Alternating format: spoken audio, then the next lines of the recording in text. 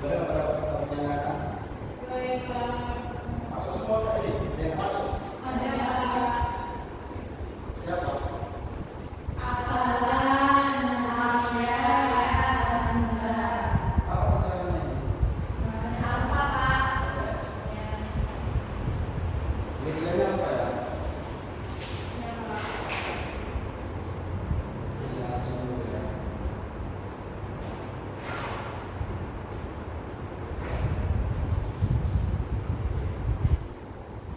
Yang masuk Surya, Sabda, Indra, sama Indonesia ya? Ya Pak. Kali ya.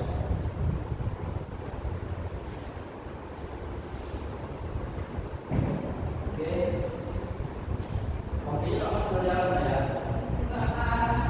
Nanti kalau langsung Bapak aja nih. Mata-mata dulu sebelum Bapak memberikan materi pembelajaran ini, semoga apa yang Bapak berikan kepada kalian nanti menjadi ilmu yang bakal kita bahas. Bapak, ya.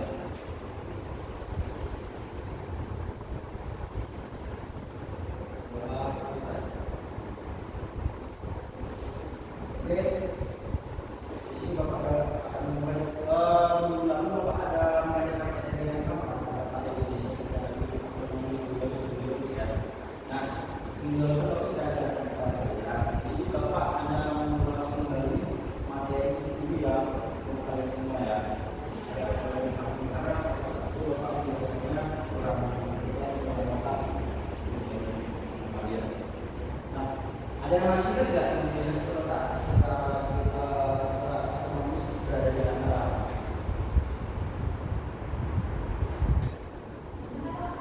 ada tahu nggak Indonesia terletak di antara dan juga berada di antara garis apa?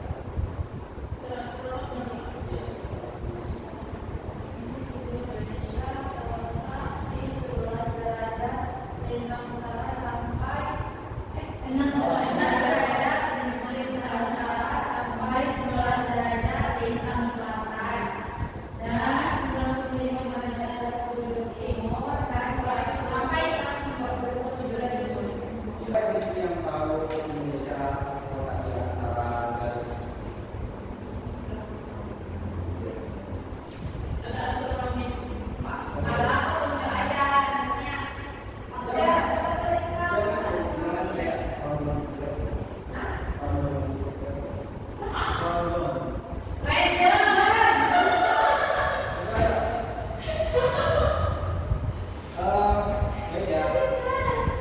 Di sini ada yang tahu nggak? Ada yang bisa menulis papan tulis bahwasanya Indonesia itu terletak di antara apa? Yang tak fokus. Ada yang bisa nggak? Satu orang mungkin. Bagaimana jawaban itu sekarang masuk?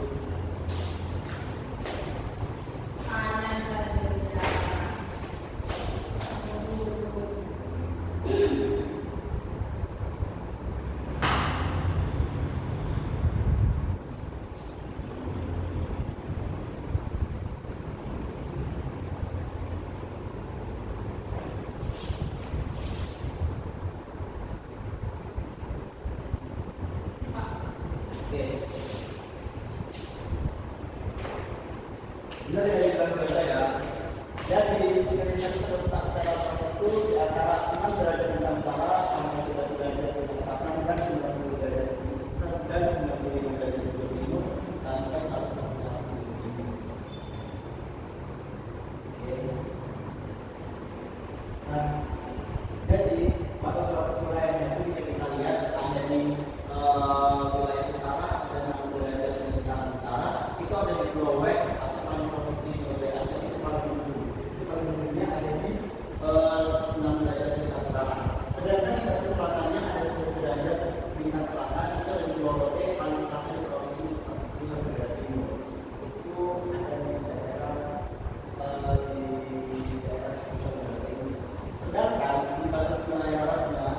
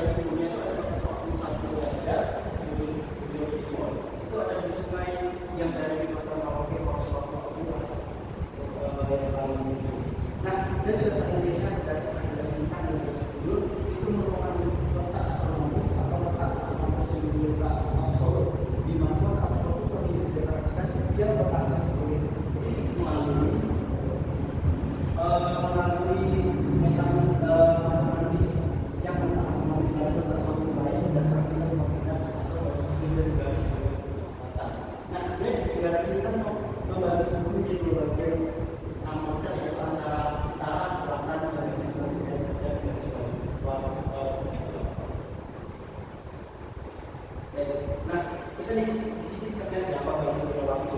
Jadi berdasarkan kata-kata tersebut, kelompok Indonesia terbagi di dua sisi, yaitu bagian atas dan utara dan bawah di bagian selatan.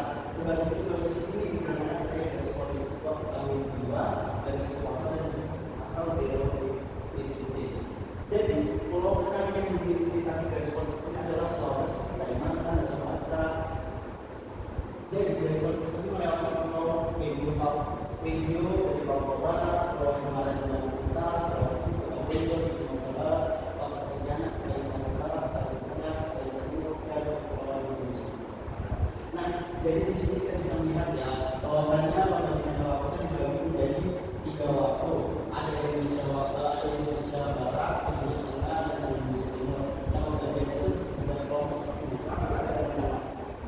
Nah, di sini kita bisa melihat bagian ini Sumatera ya, Sumatera, Kalimantan Barat itu masuk dari Kalimantan Barat, bagian Jawa Timur, perbatasannya itu adalah Indonesia Barat.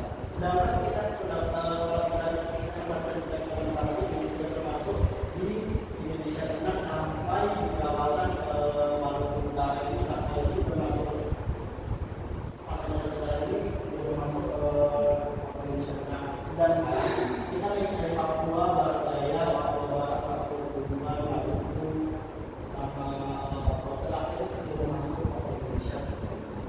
Kalau sini berapa mana? Oke, selanjutnya ada pemain dari Indonesia yang berjalan tropis.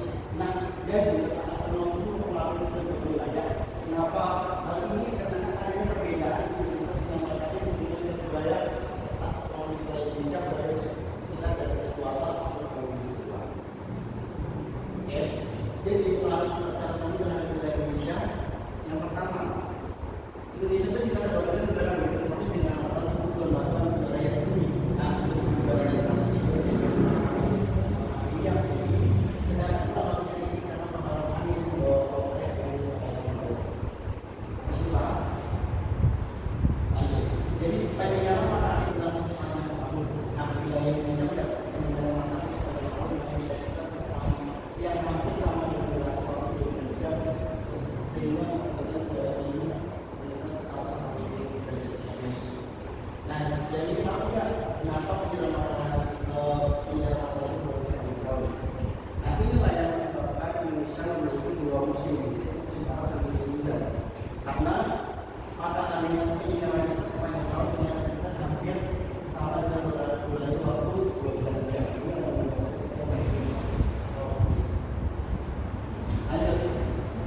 Lalu ada mungkin hutan di tropis yang luas, hutan di tropis Indonesia dengan berbagai jenis pola besar,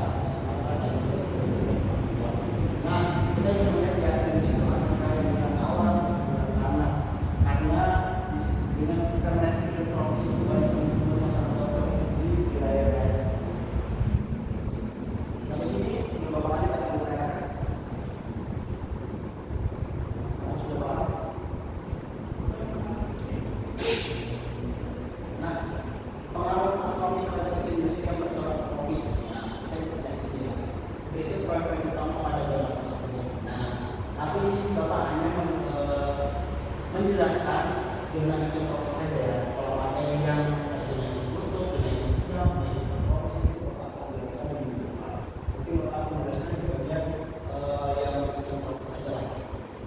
Nah, jadi iklim tropis itu panas sepanjang tahun di sinar matahari bersinar. Jadi matahari itu di sana terlihat. Jadi matahari itu bersinar sepanjang tahun di sini. Jadi dunia itu terang sebagai dunia kita ya, bagi wilayah Indonesia. Nah, makanya bahaya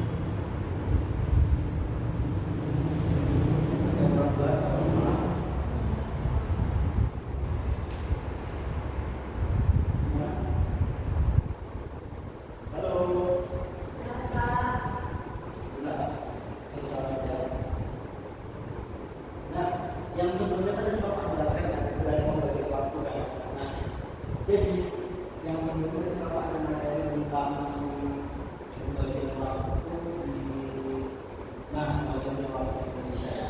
Sekarang kita masuk ke mengatur letak kalau kita ada bagian waktu Indonesia. Nah, pemahamannya sangat berbeda sekali ya. Bumi itu merupakan salah satu planet yang manusia kita selain revolusi bumi dan rotasi secara ekonomi waktu yang kita hidup itu rotasi yaitu 24 jam. Sehingga kita dapat menentukan zona waktu berdasarkan kisaran lingkungan pada saat ini yakni 36 derajat dibagi 25 sampai 30 derajat per jam. Dengan demikian terdapat perbedaan waktu sama satu setiap tahun derajatnya. Indonesia terdapat pukul 95 derajat sampai 141 timur. Lalu sebagai wilayah paling timur itu 40 derajat bujur timur. Jadi wilayah yang sekitar sepanjang 40 derajat bujur timur. Nah, ini sebenarnya ada waktu Indonesia Barat ada di bagian ini, waktu Indonesia Tengah ada di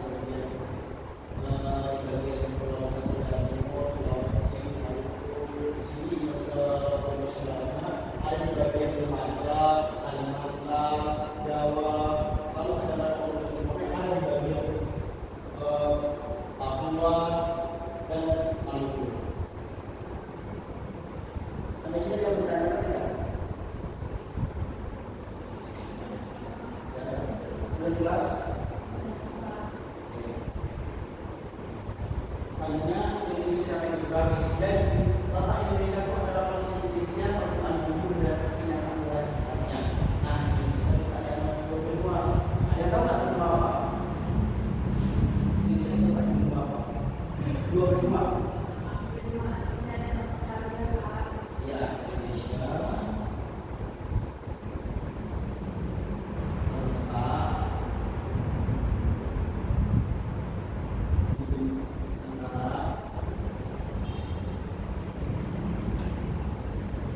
antara dua apa tadi bisa? Benua Asia dan Australia.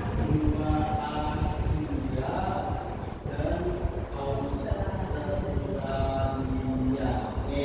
Nah, jadi Indonesia itu terletak di antara dua benua yaitu benua Australia, Asia dan Australia. Serta antara dua samudra. Ada yang tahu nggak samudranya mana? Samudra Pasifik dan Samudra Hindia, Pak. Samudra Pasifik dan Samudra India. Oke. Jadi terletak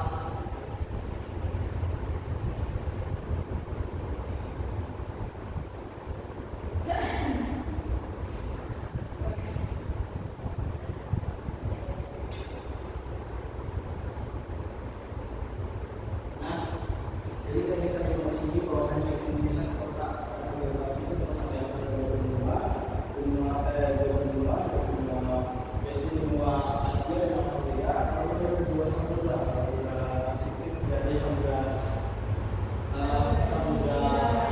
Hindia dan samudra Pasifik ya.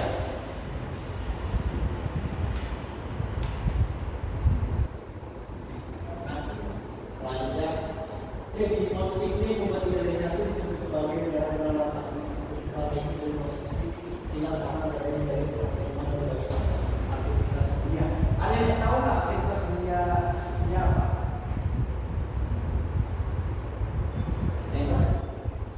Ini kalau bilang ya, kan Indonesia itu disebut sebagai negara dengan letak yang strategis atau posisi silang kanan dari pertemuan berbagai aktivitas dunia. Coba contoh apa yang ada di pikiran kalian sebenarnya apakah yang biasa yang dikatakan sebagai strategis posisi silakan berbeda. Oke, benar.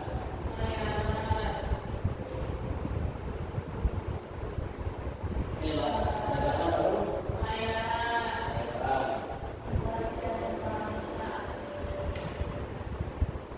Oke, apa lagi?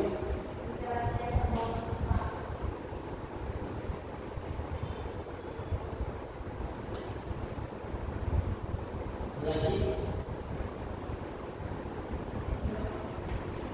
Ada? Oke. Yang dibilang Zauza dan Sampai itu sangat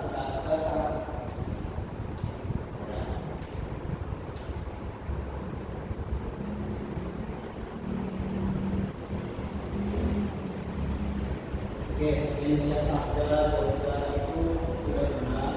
Indonesia itu letaknya sampai di situ di pertemuan Afrika sebelumnya itu ada seperti perdagangan, bayaran, antara bangsa, dan selain itu juga Indonesia itu juga memiliki batas wilayah dengan beberapa negara di utara selatan dan timur tadi dari oleh inflasi.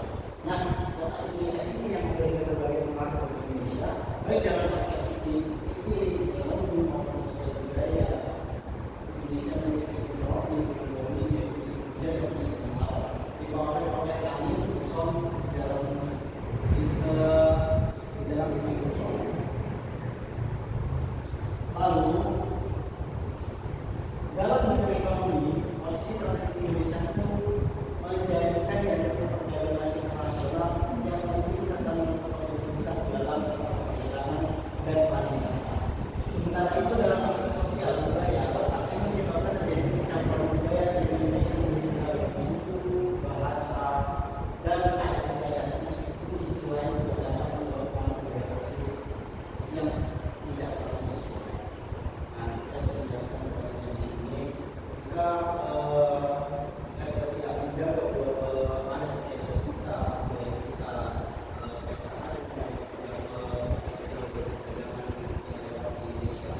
sehingga bagaimana itu kita bisa budaya kita bisa dipengaruhi oleh negara-negara asing. Yang kali ini kita bisa memakai budaya Jawa, itu bisa seolah-olah kita ingin berwaktu dan juga akan berubah. Sampai sini paham? Sampai sini paham?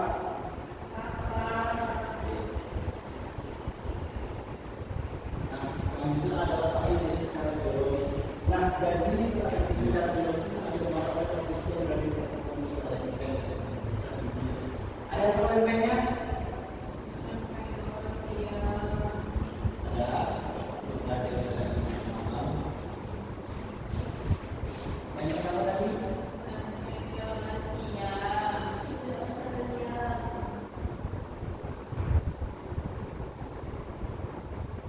Terus?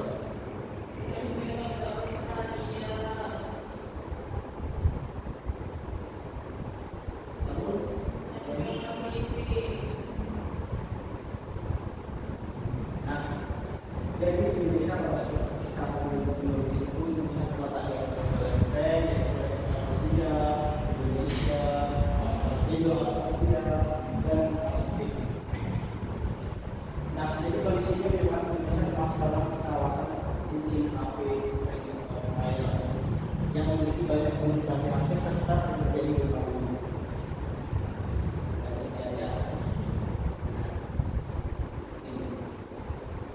Kita sedang ini dinamakan cincin Ring of Fire, bisa disebut juga tahun lebaran berarti seperti tahun bulan.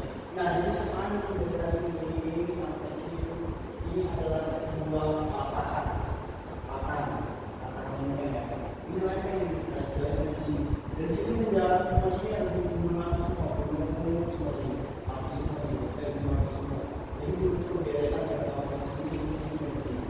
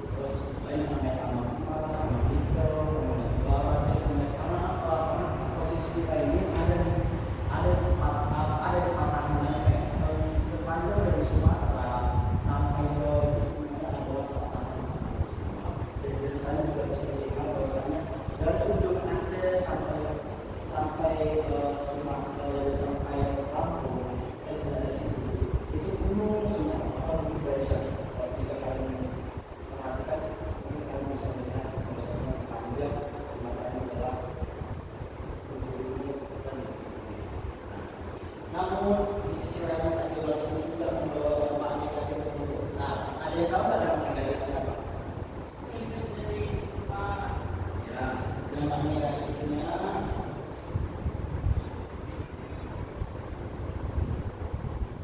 empat. Terus ini. Terus ada tidak?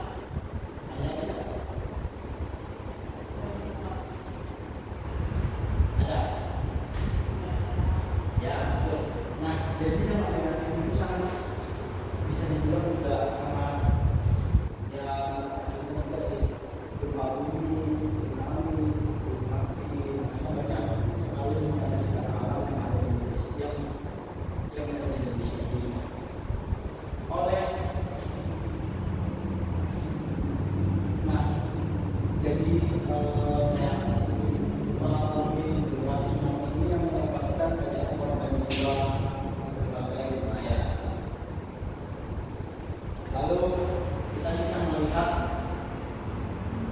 ini juga dapat mengganggu aktivitas ekonomi masyarakat, yang dimana ketika ada bencana alam seperti tsunami, meletus, terus gempa, itu menyebabkan perekonomian masyarakat itu sangat terganggu. Kalau misalnya terganggu, contoh misalnya ada tsunami, kalau tsunami itu misalnya di sebuah wilayah yang besar, kalau nggak tsunami itu pendapatan mereka dari mana lagi?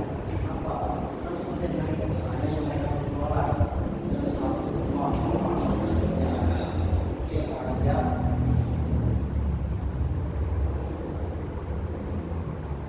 Nah, oleh karena itulah diperlukan diupayakan mitigasi bencana baik seperti kita perlu pengelolaan yang terstruktur, dengan gempa, sistem pertahanan diri, serta evakuasi bencana agar mampu menghadapi resiko bencana yang selalu akan terjadi.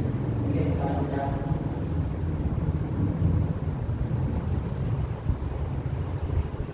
Nah, ini adalah secara biologis tadi ya. Yang Bapak perlu menjelaskan ini ya. Adalah Indonesia secara biologis. Nah, Bapak mau tanya, kira-kira ada berapa sih gunung api yang ada di Indonesia? Coba yang dari Sumatera dulu. Sumatera ada berapa gunung api?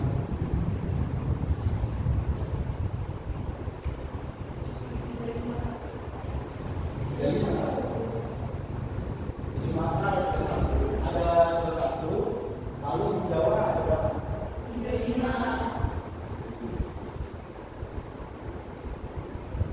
Lalu di Kalimantan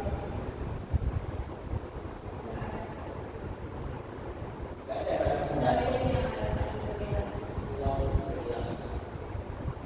Lalu ada di Lombok ada satu, Lombok satu.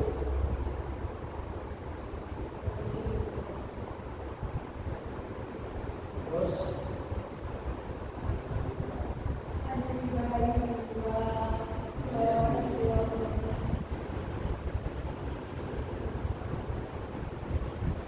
oke. Nah, kita bisa melihat ya bahwasanya gunung api di Indonesia itu sangatlah banyak ya. Karena kenapa kita coba dari Sumatera aja, satu Jawa di mana banyak sekali. Karena kenapa Jawa ini sering menjadi bencana gempa, karena banyak sekali gunung api Jawa ini. Dan Sumatera juga sudah termasuk banyak sih. Ya, kita bisa melihat yang paling sedikit itu ada di Bali ya, ini cuma dua. Bali cuma dua. Sedangkan di Sulawesi ada 7, kepulauan di sini ada 5, dan Laut Banda ada 9, dan di Flores ada 25. Oke. Sampai di sini apakah paham atau ada yang nanyakan?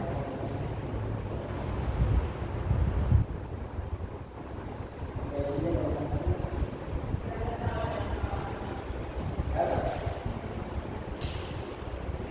tidak ada. Mungkin Bapak tidak ngasih pertanyaan di situ karena Bapak sudah menjelaskan bahwasanya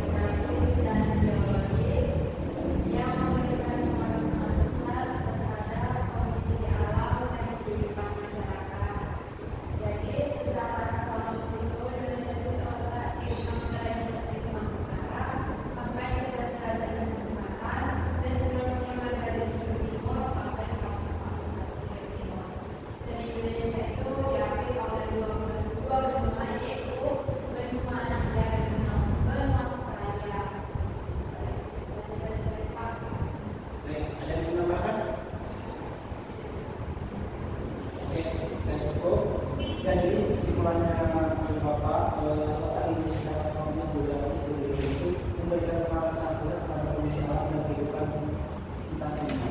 Kenapa? Secara ekonomis posisi itu di sekitar garis katulistiwa yang menyebabkan kita menjadi dua musim, yaitu musim hujan dan musim panas. Ini musim kemarau. Yang mendukung aktivitas pertanian, karena hayati yang menyebabkan Indonesia itu menjadi negara yang subur pangannya. Lalu secara geografis letaknya strategis antara benua Australia dan benua Asia. Nah, dan juga Indonesia itu menjadi salah satu sektor dari perdagangan internasional serta memperkaya budaya berinteraksi dengan berbagai bangsa. Oke, mungkin itu saja yang